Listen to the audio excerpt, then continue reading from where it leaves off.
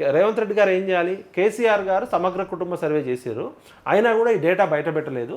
మేము వచ్చినాక ఈ డేటా బయట పెడుతున్నామని ఫస్ట్ కేసీఆర్ డేటా బయట పెట్టాల్సి ఉండే, పెట్టకుండా 14 నెలలు అయింది. వీళ్ళు వచ్చినప్పుడే ఏమంటే సమగ్ర క్యాస్ట్ సెన్సస్ చేయొచ్చు. సరే, కాంగ్రెస్ పార్టీ క్యాస్ట్ సెన్సస్ చేసింది.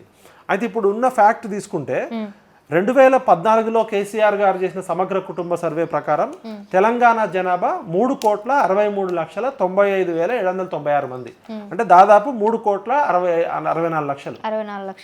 ఏది తెలంగాణ 2014లో.